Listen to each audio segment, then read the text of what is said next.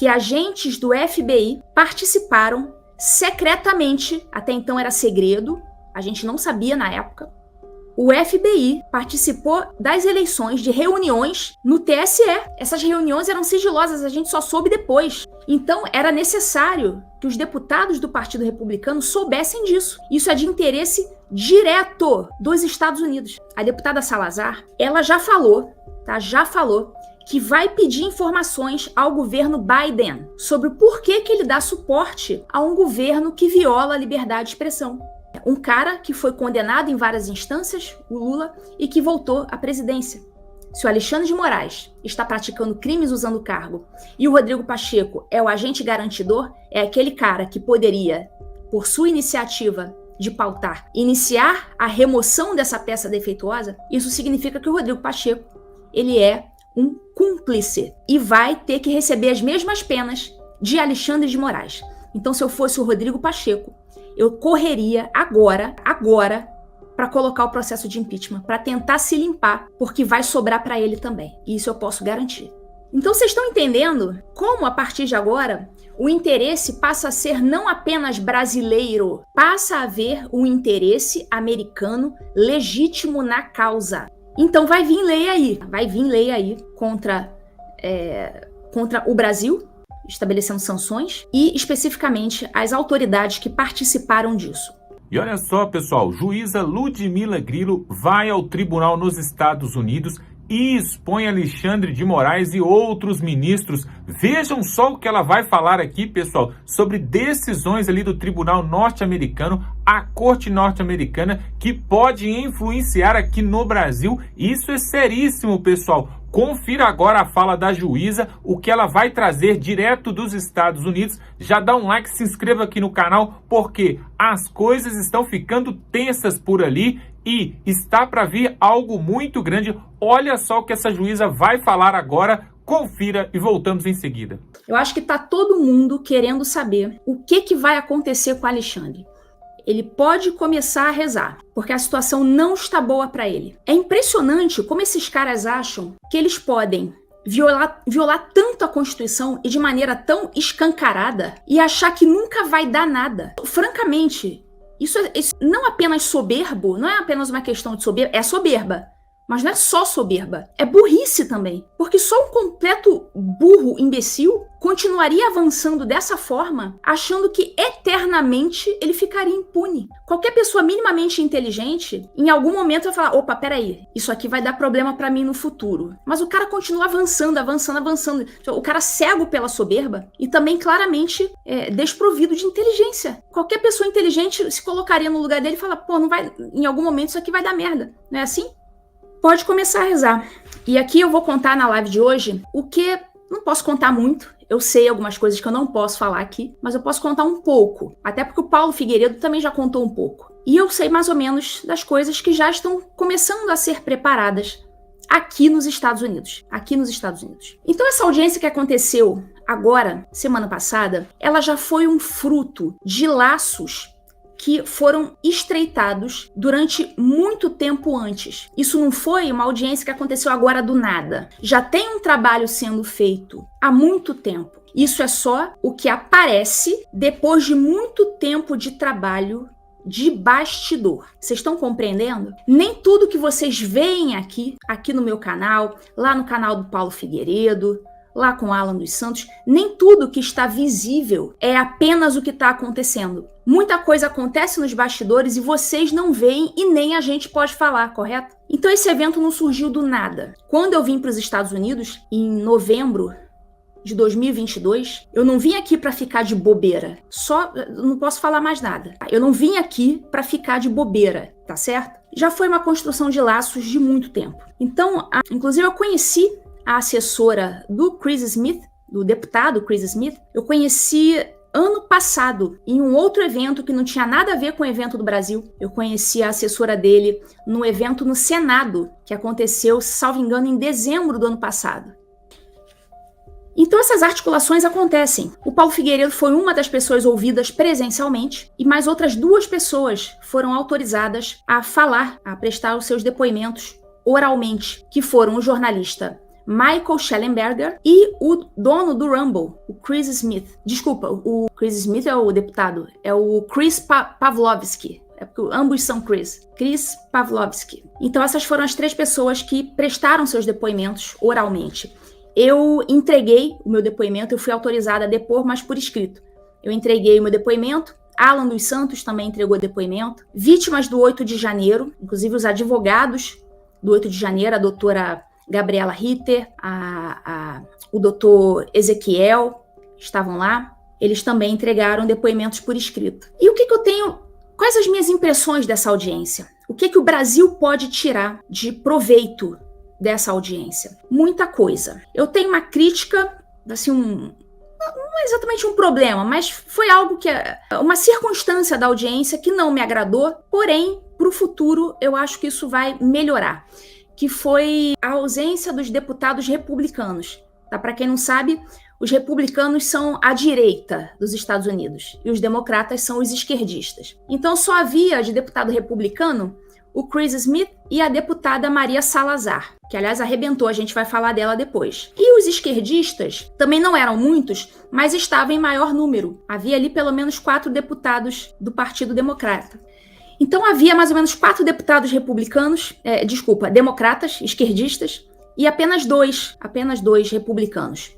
Isso aí foi um ponto que eu considerei negativo dessa audiência. E de resto eu achei que foi positivo, porque os esquerdistas, eles mostraram a face deles, mostraram como são maliciosos, como jogam sujo. As perguntas que eles fizeram, especialmente para o Paulo Figueiredo, foram perguntas que não tinham relação com a questão da liberdade de expressão, que era o que estava em jogo ali. Perguntaram sobre o 8 de janeiro, enfim. Então eles deram um aperto no Paulo Figueiredo, só que o Paulo Figueiredo ele é muito safo, né? Ele é muito safo. O Paulo Figueiredo ele se manteve o tempo todo de cabeça erguida, ele não arregou. Então lembra daquela primeira audiência que não aconteceu, que o pessoal acabou fazendo uma entrevista, aquela coletiva do lado de fora, no House Triangle. Eu tenho até a foto aqui, olha. Eu tava lá também, ó. Ali tá uma galera, tá o Chris Smith ali no meio. Deixa eu até aumentar aqui, pra ver se melhora. O Chris Smith ali no meio, aí tava o Eduardo Bolsonaro, tava o Gustavo Gayer, o Paulo Figueiredo, o Alan dos Santos. Eu tô ali segurando a bandeira ali do lado esquerdo, o Alan tá do meu lado. O Marcel Van Hatten estava também. Tinha uma galera aí, tá ali o Marco Antônio, do Fio Diário, tava o Coronel Gerson.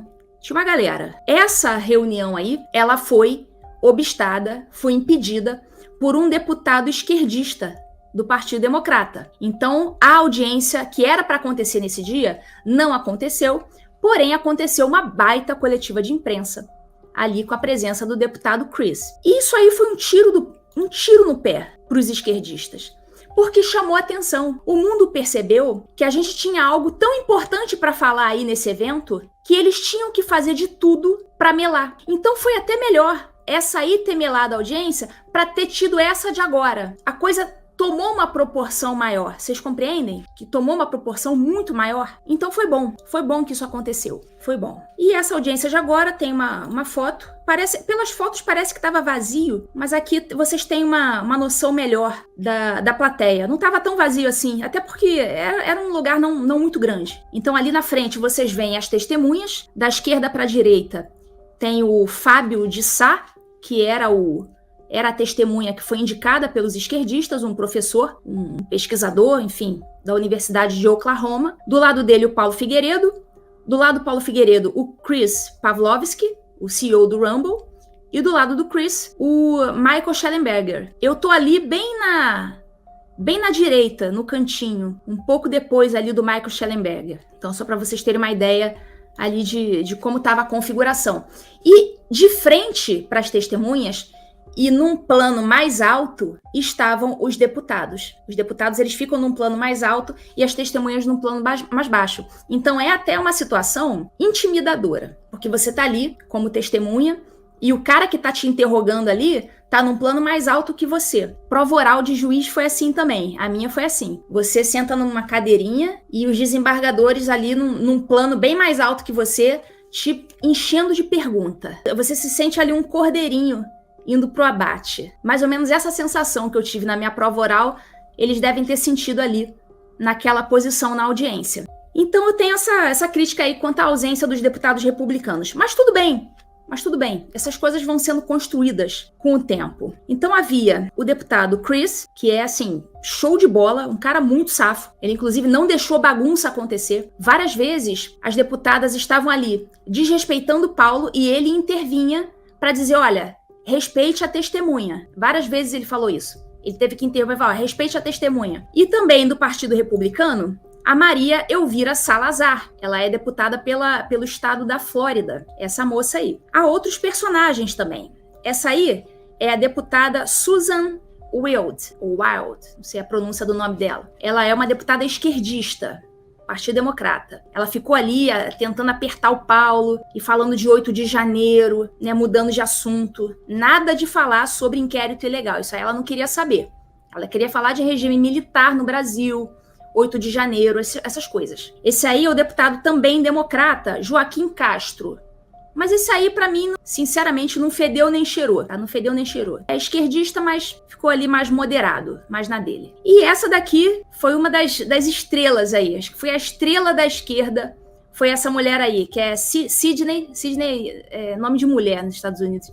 Sidney Kamlager-Dove, deputada também do Partido Democrata. Essa deputada aí, inclusive, teve um momento que foi engraçado na audiência, que ela perguntava para o Figueiredo e para as outras testemunhas nossas, para responder sim ou não. Yes or no? Yes or no? Yes or no? E a testemunha, ela queria responder que ela não podia nem dizer que sim nem que não, ela queria explicar a coisa melhor.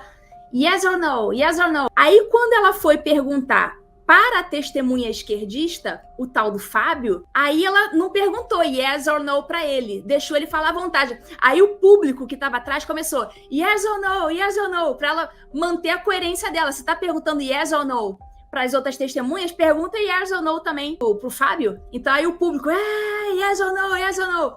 Assim, foi engraçado. Aí depois eu perguntei, pessoal, olha, será que aqui costuma ser assim, a plateia costuma fazer essa bagunça? O pessoal, não. Eu fiquei pensando, cara, eles devem ter pensado, esses brasileiros vieram pra cá fazer essa bagunça. Eles devem ter pensado isso.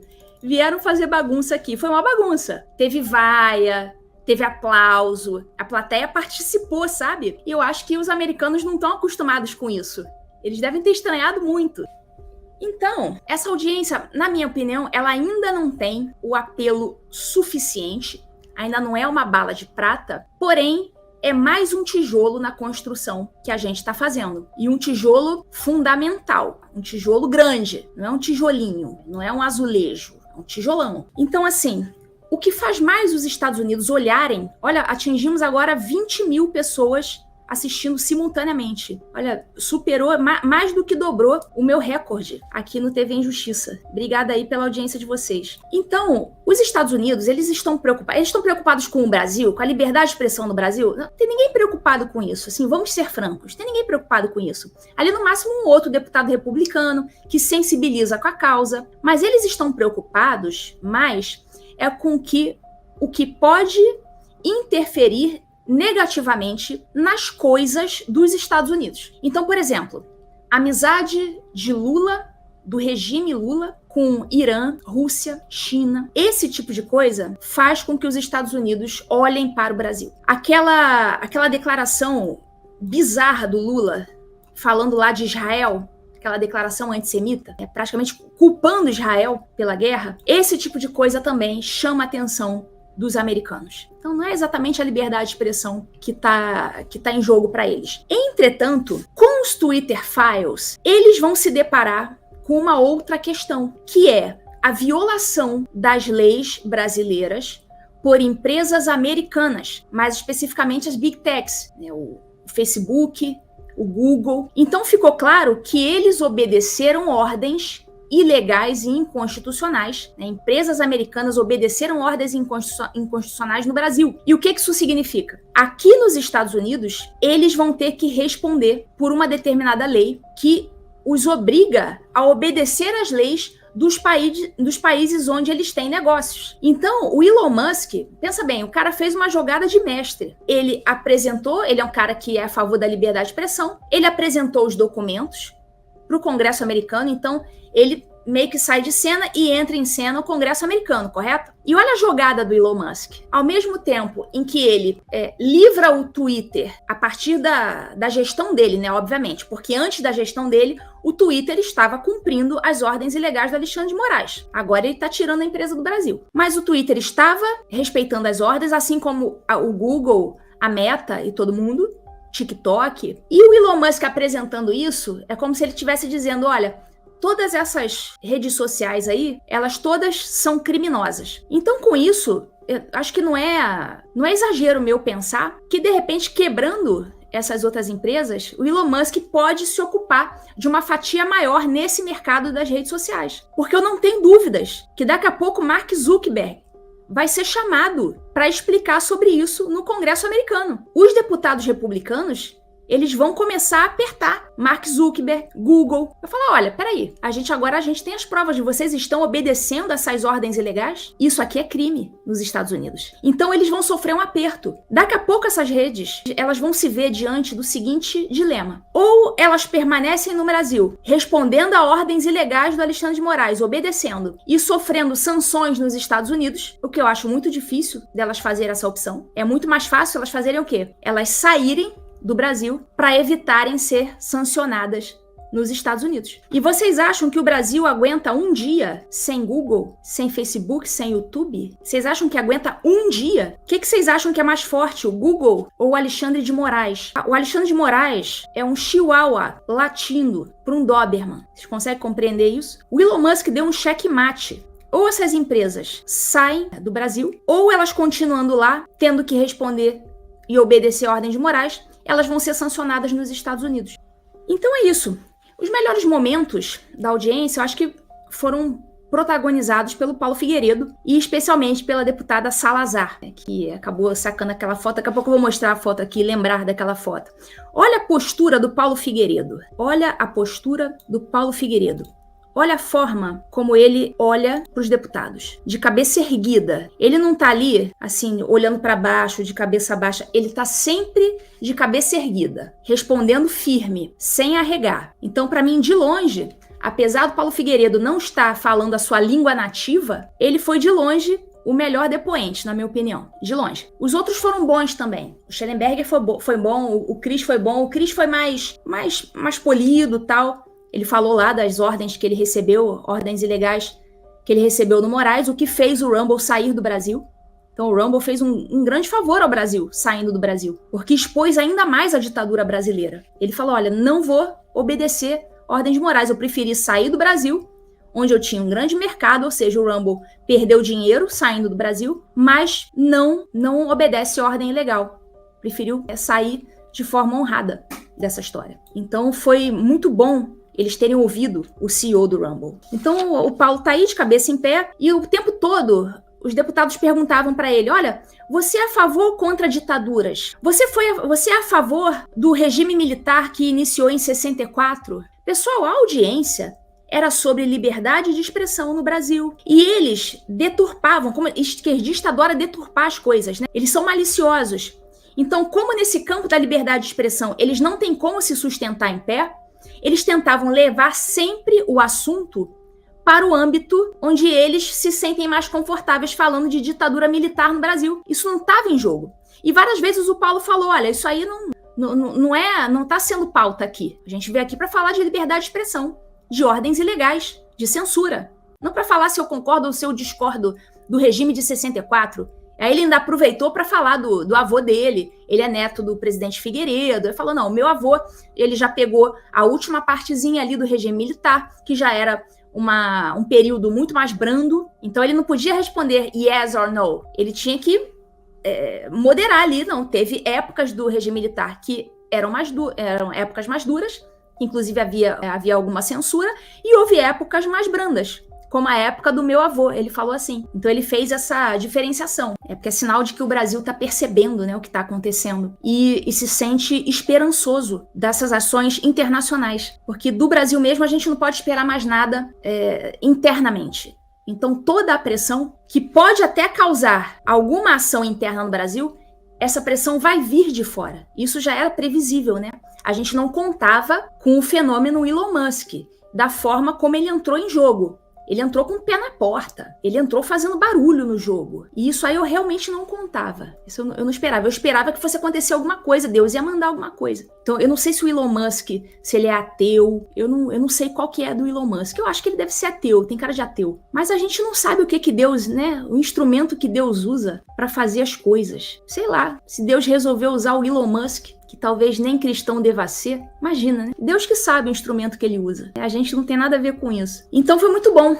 O Paulo Figueiredo se saiu muito bem. E já o CEO do Rumble, ele foi mais moderado, como eu falei, falou muito sobre liberdade de imprensa, sobre essas ordens que ele recebeu do Moraes, ordens inconstitucionais, ordens de censura, e ele falou lá, olha, saí do Brasil por causa disso. Foi muito bom.